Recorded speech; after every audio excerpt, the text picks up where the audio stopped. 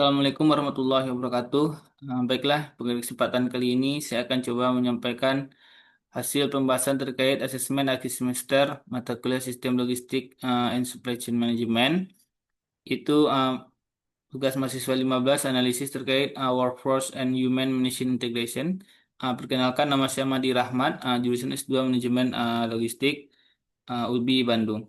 Ini adalah case study 2 ya, yang akan saya bahas pada kesempatan kali ini, yaitu terkait reconfiguring the global supply chain between efficiency, resiliency, and sustainability. Ini adalah konteks strategis case study 2-nya. Ada PT Asta Internasional melalui unit bisnisnya, masalah intinya, data analitiknya, dan individual strategy rules. Di mana analisis masuk 15 ini akan saya bahas itu terkait workforce and human machine integration analysis, skill gap assessment, uh, AI augmented decision making, organizational redesign, hingga outputnya itu talent information hingga governance element proposal. Baiklah, untuk pertama sekali saya akan coba membahas terkait skill gap assessment, di mana kondisi saat ini yaitu asumsi konstektualnya, di mana itu digital integration levelnya itu 2,5/5, yaitu maturity-nya menengah, ketergantungan pada supplier global dan sistem lean, pengambilan keputusan masih dominan berbasis pengalaman atau judgment driven, ESG compliance belum terintegrasi penuh dalam KPI operasional. Gap kompetensi utamanya itu ada areanya ya, data analytics, AI literasi, ESG capability, risk management, digital collaboration, di mana kondisi saat ini nampak di tabel yang saya jelaskan, dan gap yang teridentifikasi saat ini. Di mana secara kesimpulan, gap terbesar bukan pada teknologi, tapi pada kemampuan manusia untuk memanfaatkan teknologi untuk strategic decision making-nya. Nah, kemudian yang kedua, AI augmented decision making itu transformasi dari experience based supply chain hingga intelligence and augmented supply chain. Di sini ada peran AI dalam ICN baru, yaitu ada area demand forecasting, supply risk, inventory planning, ESG tracking. Ada peran AI dan peran manusia. Di sini terbagi peran dari AI hingga peran manusia, di mana model decision arsitekturnya itu ada data layer, AI engine, human oversight, governance control, di mana dapat kita simpulkan yaitu AI tidak dapat menggantikan manajer, tetapi meningkatkan kualitas keputusan dengan kecepatan responnya. Kemudian yang ketiga terkait organizational redesign, itu ada model lama ya, model lamanya fungsional silos, cost efficiency KPI dominan, centralized control. Kemudian model baru atau target state-nya yaitu network based organization, cross functional risk squad, ESG embedded in operation, digital control tower unit. Kemudian ada struktur yang direkomendasikan, yaitu satu, supply chain intelligence office, terdiri dari data scientist, AI engineers, risk analyst. Kemudian yang kedua, ESG sustainability integration team. Kemudian yang ketiga, resilience task force. Itu terdiri dari skenario planning, nearshoring strategy, multi sourcing development. Kemudian yang keempat yaitu change management, di mana transformasi ini bersifat behavioral, bukan hanya teknis. Di sini ada di change management ini ada beberapa risiko perubahan. Yang pertama itu adalah resistance terhadap AI.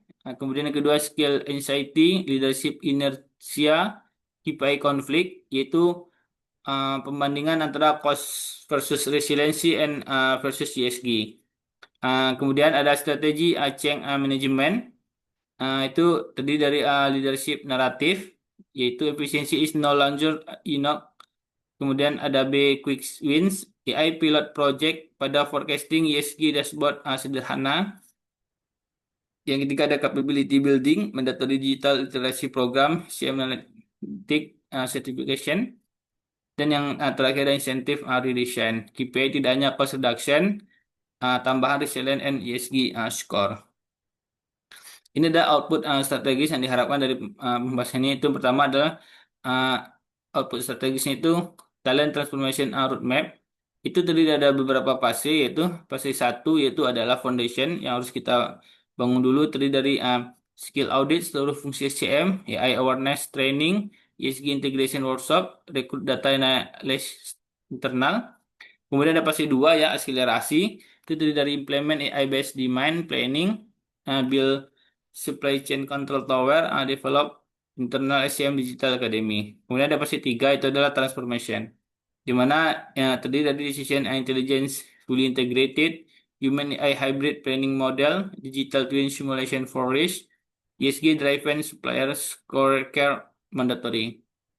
Kemudian output yang kedua itu adalah governance alignment proposal. Itu terdiri dari board level adjustment. Itu yang pertama adalah tambahkan resiliency and sustainability committee. Yang kedua itu integrasikan ESG ke enterprise risk management. Kemudian ada decision governance framework. Itu terdiri dari AI output harus melalui human approval layer, ESG disclosure wajib berbasis data real time, risk scenario review minimal quarterly. Nah, ini adalah beberapa pertanyaan reflektif yang wajib untuk dijawab. Uh, yang pertama itu, apakah global efisiensi model telah berakhir? Jawabannya tidak berakhir, tetapi tidak lagi dominan.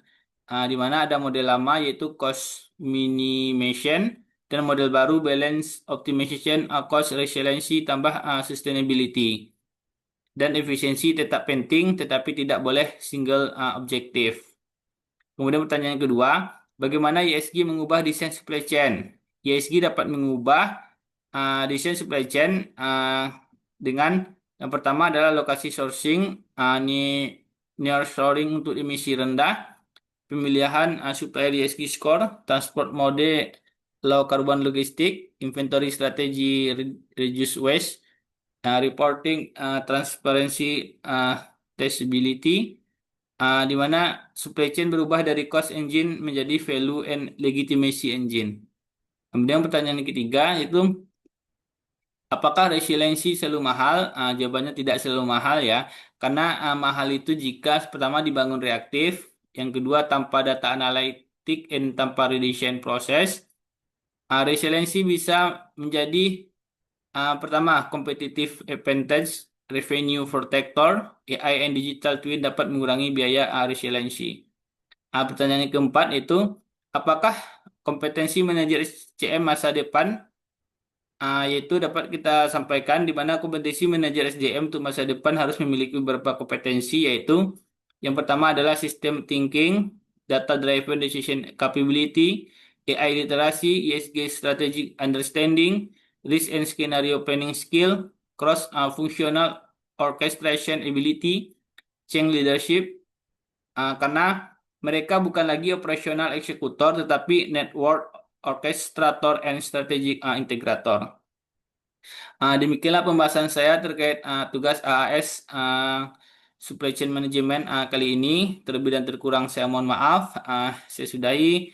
Assalamualaikum warahmatullahi wabarakatuh.